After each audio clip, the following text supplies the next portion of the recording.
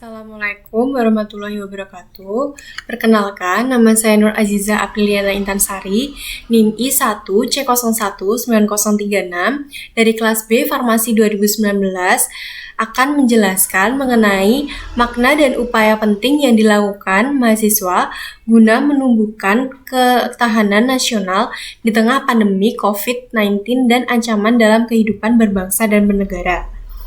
Sebelumnya, saya akan menjelaskan dulu mengenai pengertian ketahanan nasional. Ketahanan nasional adalah suatu kondisi dinamis suatu bangsa yang terdiri atas ketangguhan serta keuletan dan kemampuan untuk mengembangkan kekuatan nasional dalam menghadapi segala macam bentuk ancaman, tantangan, hambatan, dan gangguan baik yang datang dari dalam maupun luar secara langsung maupun yang tidak langsung yang mengancam dan membahayakan integritas, identitas, kelangsungan hidup bangsa dan negara serta perjuangan dalam mewujudkan tujuan perjuangan nasional.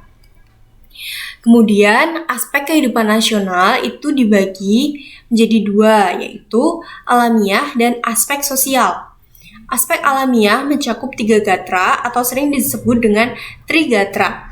Yang pertama yaitu kondisi geografis negara, yang kedua kekayaan alam, yang ketiga keadaan dan kemampuan penduduk atau demografi.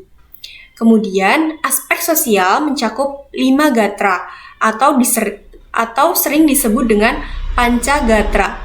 Yang pertama yaitu ideologi, yang kedua politik, yang ketiga ekonomi, yang keempat sosial budaya, dan yang kelima adalah pertahanan dan keamanan.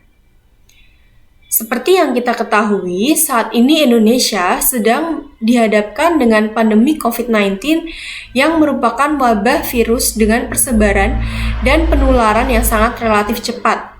Sudah banyak warga negara Indonesia yang terserang dan bahkan meninggal dunia.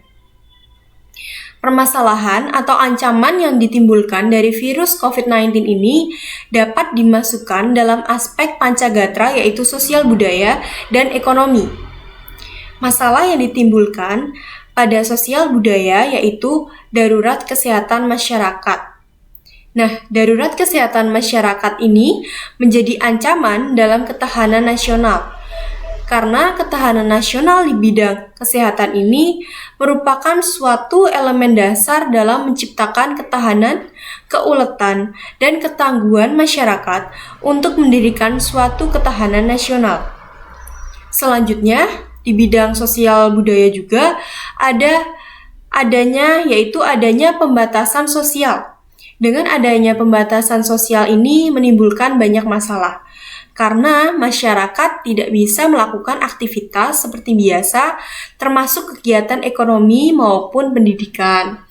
Kemudian, masalah pada bidang ekonomi yaitu banyak masyarakat yang saat ini di PHK. Karena banyak perusahaan yang mengurangi jumlah pekerja dalam jumlah yang cukup banyak, sehingga permasalahan ini membuat kesejahteraan masyarakat menurun. Kemudian, untuk peran mahasiswa pada saat pandemi seperti ini sangat dibutuhkan karena mahasiswa sebagai agen perubahan dan pengontrolan kehidupan sosial sudah sepatutnya tidak menutup mata dengan pandemi yang terjadi di negeri ini. Untuk yang pertama, mahasiswa sebagai agen dari suatu perubahan artinya jika sesuatu yang terjadi di lingkungan sekitar itu salah, maka mahasiswa dituntut untuk merubahnya sesuai dengan harapan yang sesungguhnya. Karena mahasiswa dianggap memiliki intelek yang cukup bagus dan cara berpikir yang lebih matang sehingga mahasiswa diharapkan menjadi jembatan antara masyarakat dengan pemerintah. Jadi di sini peran mahasiswa yaitu dapat memberikan pengertian kepada masyarakat mengenai kebijakan-kebijakan yang telah dikeluarkan pemerintah untuk mengatasi pandemi COVID-19 ini, seperti mencuci tangan, menggunakan hand sanitizer, menggunakan masker, dan stay at home. Kemudian ketika ada pemberitaan hoax mengenai COVID-19 atau kesalahpahaman masyarakat mengenai COVID-19, kita sebagai mahasiswa dapat menghentikan dan meluruskan hal tersebut.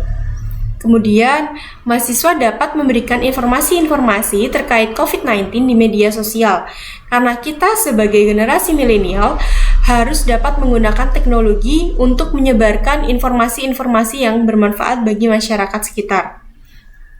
Dan yang terakhir, mahasiswa juga dapat menggalakkan pembudidayaan sayuran dengan pemanfaatan lahan pekarangan di daerahnya sebagai solusi menjaga ketahanan pangan di daerah.